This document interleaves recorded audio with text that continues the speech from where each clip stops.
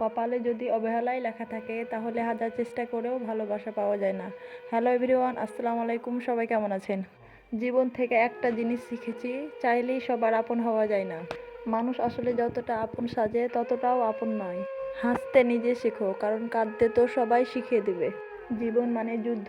জানি না এভাবে কতদিন যুদ্ধ করে বেঁচে থাকতে পারবো। প্রত্যেক মানুষ তার জীবন আর পরিবার নিয়ে সুখে শান্তিতে থাকতে চায়। আমিও তার ব্যতিক্রম না। আমারও ইচ্ছে করে পরিবার নিয়ে হাসি খুশি থাকতে, কিন্তু সুখ নামের সেই ছোট্ট পাখিটা আমার কাছে কেন জানি ধরা দিতেই চায় না। জানি না ভাগ্যে কি আছে, তবে আল্লাহর কাছে একটাই দোয়া, হে আল্লাহ, তুমি আমার পরিবার আর সন্তানদের ভালো রাখো। ভালো থাকার জন্যই তো মানুষ দিন রাত পরিশ্রম করে।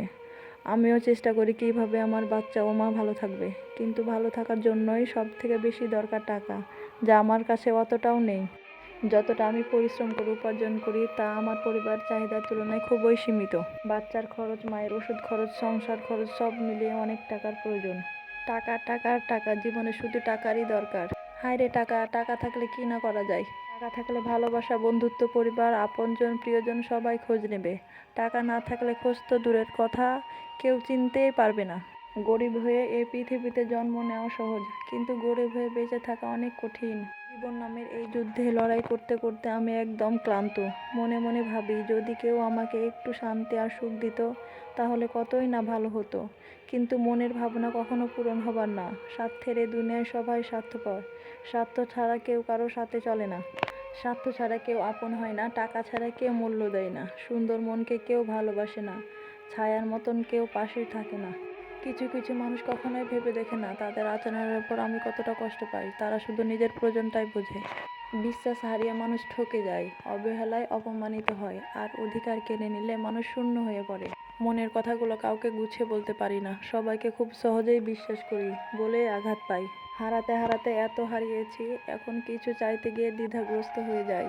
অতীত মনে করিয়ে দেয় আমার পাওয়ার সংখ্যা থেকে হারানোর সংখ্যাটাই বেশি। অতীতের দিনগুলো কতই না মধুর ছিল। সেই জীবনে ছিল সুখ আর শান্তি। তখন ছিল না কোনো চিন্তা ভাবনা, দুঃখ কষ্ট। তখন আমার মাও অনেক ভালো ছিল, সুস্থ ছিল। অতীতের দিনগুলো ছিল সত্যি খুবই মধুময়। যদিও আমি আর 5টা ছেলে মেয়ের মতো বাবা মার সাথে একসাথে থাকতে পাইনি, তবুও যতটুকু পেয়েছিলাম সেটুকু ছিল অনেক শান্তির। আর এখন আমার জীবনে শুধু চিন্তা আর চিন্তা। কাল কি খাবো, বাচ্চাকে কার কাছে রেখে দোকানে যাব, মা কখন ভালো হবে। মায়ের কষ্ট আর সহ্য হচ্ছে না। যদি টাকা থাকতো তাহলে আমার মা এরকম হতো না। মরতে তো সবাই, কি হবে 2 দিন আগে আর পরে। আল্লাহ, এত তাড়াতাড়ি তুমি আমার মাকে তোমার কাছে নিও না। আল্লাহ, তুমি আমার মাকে ভালো করে দাও, একটু যাতে নিজে নিজে হেঁটে বেড়াতে পারে, নিজের খাবারটা নিজে খেতে পারে। আমার মায়ের মতো এত বড় অসুখ আল্লাহ তুমি পৃথিবীর কোনো মানুষকে দিও না। পৃথিবীর সকল মাকে সুস্থ অনেক হায়াত দান করো আল্লাহ। তোমার কাছে এ দোয়া করি, কোনো সন্তানকে অল্প বয়সে এতিম করো না। সবাই আমার মায়ের জন্য দোয়া করবেন, যাতে আমার মা একটু খাবার খেতে পারে। সবাই ভালো থাকবেন, সুস্থ থাকবেন, আর আমার চ্যানেলটি ভালো লাগলে সাবস্ক্রাইব করবেন। আল্লাহ হাফেজ।